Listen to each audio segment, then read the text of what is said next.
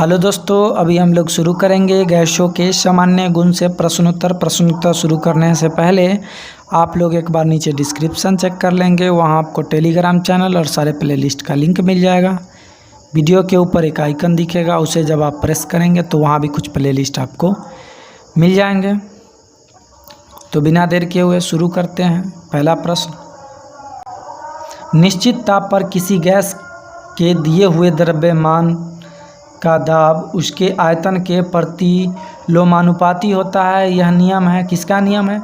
एक निश्चित ताप पर किसी गैस के दिए हुए द्रव्यमान का दाब उसके आयतन के प्रतिलोमानुपाती होता है। यह नियम जो है बॉयल का नियम है। दिए हुए ताप पर गैस की एक निश्चित मात्रा के लिए दाब का मान नियत रहता है। यह कौन सा नियम है? यह नियम है बॉयल का नियम। स्थिर ताप पर किसी गैस का आयतन कम करने पर उसका दाब क्या होगा? दाब बढ़ता है। स्थिर ताप पर किसी गैस का आयतन कम करने पर दाब जो है बढ़ता है। स्थिर दाब पर गैस का आयतन परम ताप के समानुपाती होता है। यह चार्ल्स का नियम था। समान दाब और ताप पर गैसों के समान आयतनों में अणुओं की संख्या समान होती है। यह नियम है एवोगाद्रो के अभिकल्पना का नियम कहते हैं। एवोगाद्रो के अभिकल्पना का नियम कहते हैं इसको।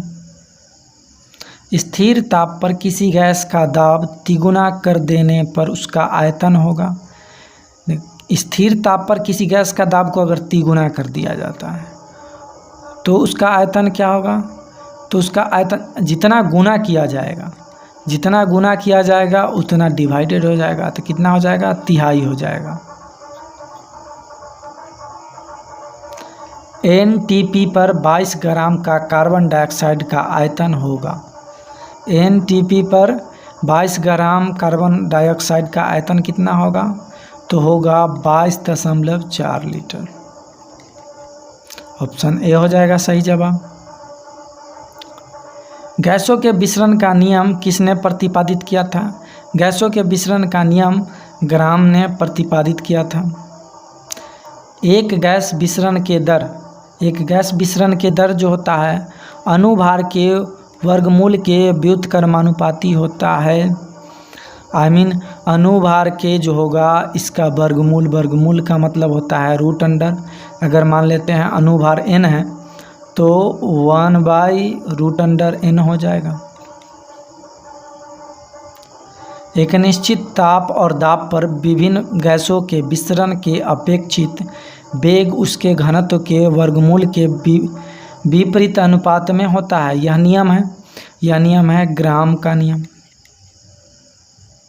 गैसों के विसरण दरों और उनके घनत्वों में कौन सा सही संबंध है? तो इसका सही संबंध होगा R1/R2 माइनस √d2/d1। इसका सही जवाब हो जाएगा ऑप्शन बी। वायु से हल्की गैस कौन सी है? वायु से हल्की गैस इसमें तो अमोनिया है। वास्तविक गैस किन परिस्थितियों में आदर्श गैस का व्यवहार करती है?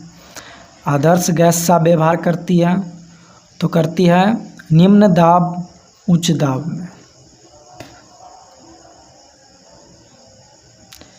किसी कमरे के एक कोने में इत्र की खुली शीशी रख देने से उसकी खुशबू कमरे के सभी भागों में फैल जाता है।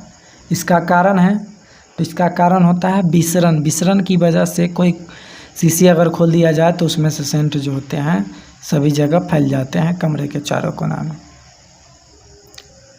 घनत्व में अंतर रहते हुए भी गैसों के पृथ्वी के गुरुत्वाकर्षण में बल के विरुद्ध परस्पर घुल मिल जाने स्वभाव प्रक्रिया को कहते हैं, क्या कहते हैं? गैसों का विसरण कहते हैं। एक गैस का वाष्पन घनत्व 14 है। इसका अनुभार कितना होगा?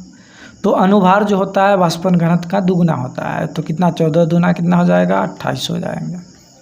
Option C. किसी गैस का अनुभार उसके वाष्पन घनत्व का कितना होता है? तो वाष्पन घनत्व का कितना होता है, ऊपर ही बताया हूँ, दुगुना होता है। गैसों के विसरण नियम का प्रयोग होता है। गैसों के विसरण नियम का प्रयोग समस्थानिकों को अलग करने के लिए होता है। गैसों के वाष्पन घनत्व के निर्धारण के लिए होता है। गैसों के मिश्रण को अलग करने के लिए होता है। कहने का मतलब इनमें से सभी के लिए होता है। कार्बन डाइऑक्साइड के लिए विसरण की गति हवा की अपेक्षा कम होती है, क्योंकि यह हवा से क्या करता है, भारी होते हैं। गैसों के विसरण हेतु आवश्यक शर्त है कि उनके बीच रासायनिक प्रतिशतता कितनी होनी चाहिए, संभव न हो। ऑक्सीजन और हाइड्रोजन के विसरण की दर का अनुपात कितनी होती है? तो ऑक्सीजन और हाइड्रोजन का दर जो होता है 1:4 में होता है।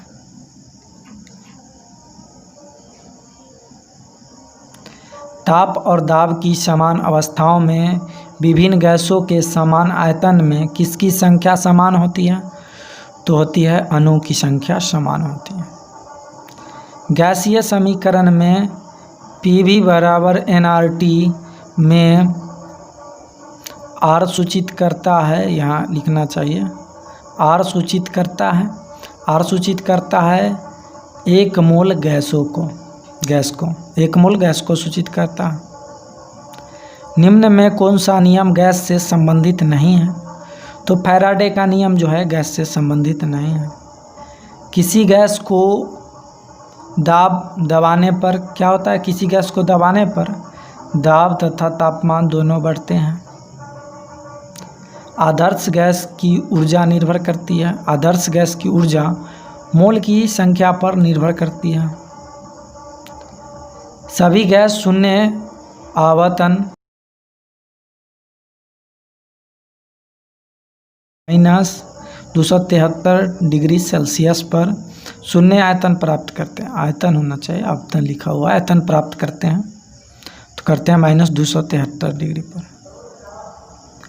परम ताप का मान होता है, परम ताप जो होता है जो सबसे निचला ताप होता है, जिससे नीचे निश्चित नहीं होता है, जिससे नीचे नहीं हो सकता है, उसको कहते हैं परम ताप। तो परम ताप होता है -273 डिग्री सेल्सियस। परम शून्य ताप भी उसे कहते हैं, परम शून्य ताप है। परम शून्य ताप सैद्धांतिक रूप से न्यूनतम संभव ताप को कहते हैं परम शून्य ताप। निश्चित ताप पर किसी गैस के लिए हुए द्रव्यमान का दाब उसके आयतन के प्रतिलोमानुपाती होता है। यह नियम किसका है? रिपीट क्वेश्चन है, आपको कमेंट बॉक्स में हमें बताना है, यह नियम किसका है?